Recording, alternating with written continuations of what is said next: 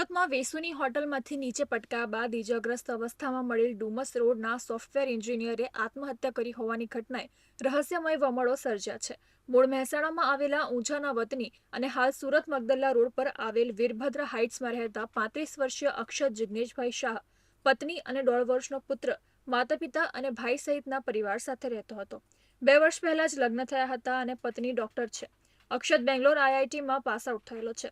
અક્ષત બેંગ્લોરની ખાનગી કંપનીમાં software engineer તરીકે છેલ્લા 3 વર્ષથી વર્ક ફ્રોમ હોમથી કામ કરતો અને તેનો વાર્ષિક પગાર 50 લાખ રૂપિયા હતો.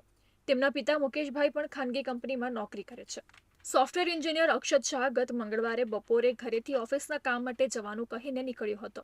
દરમિયાન સાંજે 5 વાગ્યાના અરસામાં વેસુ વિસ્તારની હોટલના ભોંયતળિયે ગંભીર ઇજાગ્રસ્ત હાલતમાં મળી આવ્યો હતો, જેમાં તેના શરીરના ગળા, હાથ અને પગમાં ચાકુના ઘા મારેલ હતા. શંકાસ્પદ આ બનાવ અંગે વેસુ પોલીસને જાણ કરતા ઘટના સ્થળે દોડી જઈને તપાસ હાથ ધરી હતી. પોલીસને એક સુસાઇડ નોટ પણ મળી આવી હતી, જેને કબજે કરી છે.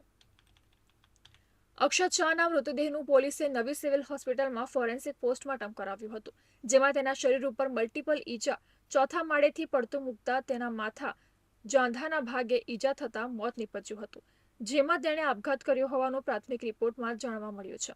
છતાં મૃતકના પરિવાર દ્વારા તેની હત્યા કરવામાં આવી હોવાના આક્ષેપ કરાતા પોલીસે મોબાઈલ ફોન કબજે કરીને કોલ ડિટેલ અને સીસીટીવી કેમેરાના ફૂટેજના આધારે વધુ તપાસ શરૂ કરી છે. પોલીસ દ્વારા હાથ ધરવામાં આવેલી તપાસમાં મૃતક અક્ષત એક હોટલમાં જતો સીસીટીવી ફૂટેજમાં કેદ થયો હતો, સાથે ચોથા માળેથી નીચે પટકાયો હોવાનું પણ જાણવા મળ્યું છે.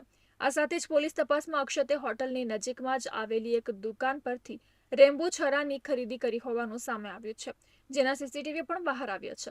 વેસુ પોલીસની તપાસમાં જાણવા મળ્યું હતું કે અક્ષત જે હોટલની રૂમમાં રોકાયો હતો તે રૂમનું બાથરૂમ લોહીથી ખરડાયેલું હતું. તેના રૂમમાંથી એક મોટું ચપ્પુ પણ મળ્યું હતું અને તે પણ નવું જ ખરીદેલું હતું. પોલીસને અક્ષત પાસેથી એક બેગ પણ મળી આવી હતી, જેમાં લેપટોપ અને મોબાઈલ ફોન મળી આવ્યા હતા. આ સાથે જ એક ડાયરી, એક જીન્સ, થોડાક રોકડા રૂપિયા અને એક પર્સ મળી આવ્યું હતું.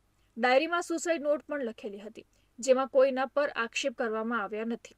સુસાઇડ નોટની હેન્ડરાઇટિંગ તેના જૂના લખાણ સાથે મેચ કરવામાં આવી રહી છે. અક્ષતે આ પગલું ભરતા પહેલા કંપનીને એક મેલ પણ કર્યો હતો, જેમાં તેની પત્નીનું નામ અને મોબાઈલ નંબર લખ્યો હતો અને વધુમાં લખ્યું હતું કે તેમને જાણ કરી દો કે હું આ હોટલના 404 નંબરના રૂમમાં છું. થેન્ક્સ અને સોરી. અક્ષતે સુસાઇડ નોટમાં જ લખ્યું છે કે મને માફ કરજો, મને ગમતું નથી. પરિવારના બધાને હું મિસ કરી રહ્યો છું. જીવનથી થાકી અને કંટાળી ગયો છું. હું અહીં રહેવા લાયક નથી. મને ગુંગળામણ થાય છે. ડીસીપી વિજયસિંહ ગુર્જરે સુસાઇડ અંગે જણાવ્યું હતું કે અક્ષતે સુસાઇડ નોટમાં બધાને પોતાના જીવન અંગે નિરાશા જાહેર કરી છે. પરિવારજનોને માફી માંગી છે. સુસાઇડ નોટમાં પરિવારના કે બહારના કોઈની ઉપર આક્ષેપ કે પ્રત્યાક્ષેપ કરવામાં આવ્યા નથી. इसमें लैपटॉप, मोबाइल फ़ोन, एक डायरी और एक जीन्स और कुछ कैश और पर्स उस बैग से बरामद हुआ. एक साथ में जो डायरी थी उसमें सुसाइड नोट भी लिखा हुआ था, जिसमें किसी के ऊपर एलिगेशन नहीं किया हुआ है, लेकिन सबको अपने जीवन के प्रति निराशा जाहिर की हुई है और घर वालों से माफ़ी मांगी हुई है और सबको कि मुझे माफ़ कर दीजिए और इस तरह से मैं यहाँ रहने लायक नहीं हूँ, मुझे घुटन हो रही है, इस तरह की चीज़ें उसमें लिखी हुई है.